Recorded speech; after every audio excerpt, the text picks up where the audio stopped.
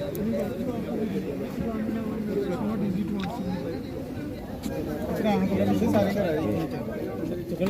सबका दिल की गहराइयों से शुक्रिया अदा करता हूँ। पहले भी इस चीज़ से अवगत करवाया है कि सर्वसहमति से आज एक निर्णय लिया गया कि आज से 1 साल 4 महीने पहले जिस पॉलिटिकल पार्टी का दामन हमने थामा था, आज कहीं ना कहीं उसका दामन छोड़ने का समय आ गया है। तो मैं आज अपना रेजिग्नेशन, जो अपना इस्तीफ़ा है, वो आम आदमी पार्टी से रिज़ाइन करके अपने आप को उन सारी रिस्पॉन्सिबिलिटी से, पार्टी की मेंबरशिप से और as a vice president district Kathua rural की सारी पदोन्नति से अपने आप को आज़ाद करता हूं। मेरे इस रेजिग्नेशन में जो कि मैंने Balkar Singh MLA Punjab in-charge Jammu province के नाम पे लिखा है और CC Hiralal Verma district president Aam Aadmi party Kathua, उनको मैं जे एडहेयर करता हूं और मीडिया में भी इस रेजिग्नेशन की कॉपी एक मैं सबमिट कर दूंगा कि आज से लेके हमारा आम आदमी पार्टी से जो नाता है वो ख़त्म होता है, टूटता है। तो इसी के लिए आज की इस प्रेस वार्ता का था वो जो आयोजन किया गया था और इसी के संदर्भ में आज ये हम सभी लोग हमारे मीडिया के माध्यम से एक चीज़ स्पष्ट कर दूं कि सोशल एक्टिविस्ट तो हम बहुत देर से हैं। सोशल एक्टिविस्ट के साथ साथ राजनीति में उतरने का एक ही तात्पर्य था, लोगों की सेवा करना निष्काम भाव से।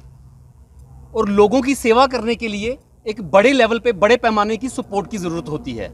छोटे छोटे लेवल्स की सपोर्ट तो हम किसी ना किसी तरह से मैनेज कर लेते हैं, बट जब एक बड़े लेवल की, जब आपको नेशनल लेवल पे जाके किसी पेशेंट की, किसी स्पोर्ट्स पर्सन की, किसी डिसेबल बंदे की हेल्प करनी है, तो आपको कहीं ना कहीं एक पॉलिटिकल बैकअप होना बहुत ज़रूरी है।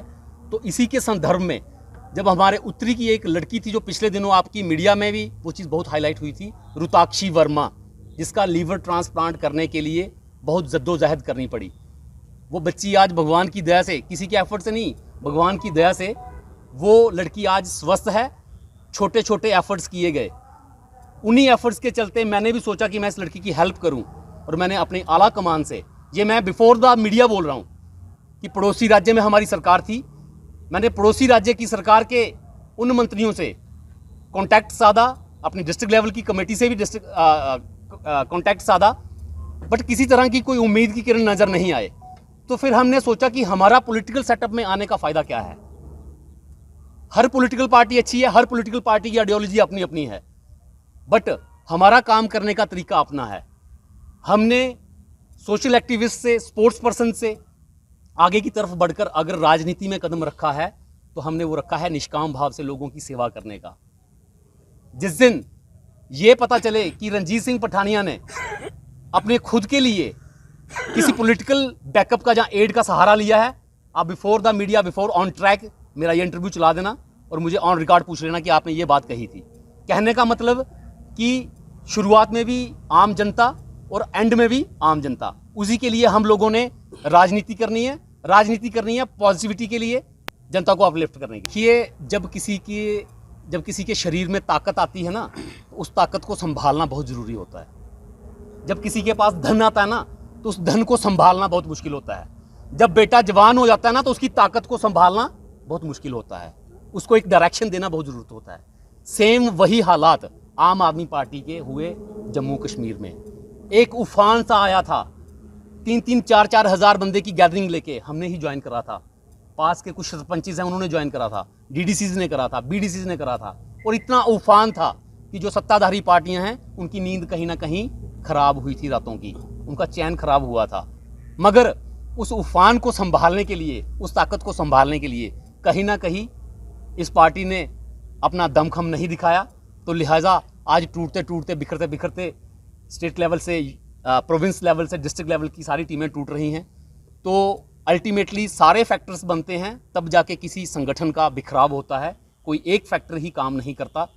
आपने जनता की सपोर्ट नहीं करनी है, आपने अपने पदाधिकारियों की बात नहीं सुननी है, हाई कमांड ने आपका डिसीजन को नॉर्मल में लेना है। तो ये बहुत सारे फैक्टर्स होते हैं जो किसी भी पार्टी को, किसी भी संगठन को बिखेरने के लिए काफ़ी रहते हैं। जिस संगठन का कोई विज़न नहीं होता, कोई डायरेक्शन नहीं होती, कोई लाइन एंड लेंथ नहीं होती, तो वो कहीं ना कहीं जाके तो अपने टारगेट को अचीव करने में विफल रहता है। तो इस बात से कोई दो राय है नहीं है जब कि आपने पार्टी ज्वाइन की थी तो किस तरह का विजन देखकर आप इस पार्टी में आए थे? देखिए, मैंने स्पष्ट किया है कि जनता जनार्दन है, जनता सर्वोप्रिय है। हमारी तहसील का, हमारी डिस्ट्रिक्ट का जो हमारा टारगेट है, जिसको हम लेके चले हैं कि हमने इसको नशा मुक्त करना है, नशा मुक्त बनाना है। मेन फोकस हमारा एंटी ड्रग्स पे रहता है, ड्रग्स पे रहता है। उसके साथ साथ समाज की और बहुत सारे काम होते हैं जिनको हमने फुलफिल करना होता है, जिसमें हमने डाउन ट्रॉडन लोगों को, गरीब लोगों की, असहाय लोगों की मदद करके उनको अपलिफ्ट करके ऊपर उठाना होता है। तो टारगेट वही था कि जनता की सेवा करनी है। मगर उस जनता की सेवा करने में जब हम थोड़े से लेवल से ऊपर उठकर ऊपर गए, तो जब हमको कुछ लगा कि हमारे ऊपर तो कोई छतरी नहीं है, कोई आसमान नहीं है, तो लिहाजा फिर वो चीज़ फील हुई कि जो हम एज ए सोशल एक्टिविस्ट रह के कर सकते थे वो हम आज भी कर रहे हैं। तो फिर हमारा किसी संगठन के साथ जुड़ना या जुड़े रहना, तो इसका कोई मायने मतलब नहीं रखता। क्या दो ही पार्टी है, कांग्रेस और भाजपा है। इन फ्यूचर में आप राजनीति में आएंगे, कोई पार्टी ज्वाइन कर सकते हैं? देखिए, इस बात से मैं कभी इनकार नहीं करूंगा कि हम राजनीति में नहीं रहेंगे। इस बात से इनकार मैं कर ही नहीं सकता। वो एक आपने वो वाक्य सुना होगा मेरे मुंह से हमेशा कि हाथी के दांत खाने को और दिखाने को और, वो मैं नहीं करता। हम राजनीति करेंगे, लेकिन हम स्पष्ट राजनीति करेंगे। हम दलाली नहीं करेंगे, हम अपनी प्रॉपर्टी नहीं बनाएंगे, हम ठेके लेके अपने भाइयों को नहीं देंगे। हम लोगों के काम करवाएंगे, हम लोगों के लिए काम करेंगे, हम यूथ के लिए काम करेंगे। हम बड़े बड़े महल नहीं बनाएंगे, ना ही हम क्रशर लगाएंगे, ना ही हम माइनिंग होने देंगे, ना माइनिंग करेंगे। तो ये एक सीधा सा मैसेज उन लोगों को जाता है और उन लीडरों को भी जाता है जिन्होंने अभी तक जनता के पैसे देने हैं मगर वो अपने आप को कहलाते लीडर हैं। ये मैं बात स्पष्ट कर दूं अपने इस मीडिया के माध्यम से, इस मंच के माध्यम से, कि वो लीडर जिन्होंने लोगों के पैसे देने, वो पहले लोगों के पैसे दें, बाद में राजनीति करें। पहले उधार खत्म करो लोगों का, फिर उसके बाद अपने आप को बोलो लीडर। वो चाहे कोई छोटा है चाहे बड़ा है, अपने इमेज को पहले, अपने गिरेबान को अंदर झांक के देख के फिर आगे की प्रतिक्रिया को स्पष्ट किया करें। और मीडिया से भी ये अनुरोध रहेगा कि अगर आप चाहते हो कि कठुआ में एक स्पष्टता की राजनीति हो, एक अच्छी राजनीति हो और जिसका सहारा लेकर हमारा समाज एक अच्छी दिशा की तरफ जाए, उस बंदे को अपलिफ्ट करने में आप मदद करें।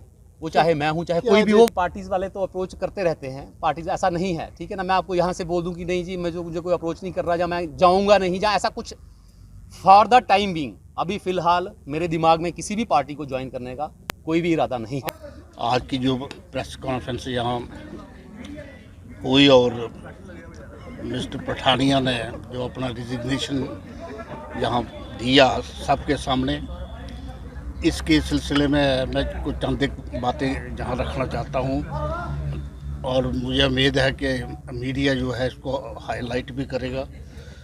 तो सच्ची बात ये है कि पठानिया एक बड़ा मजबूत, यंग, एनर्जेटिक और विजन वाला लड़का है और एक दिशा देने वाला है।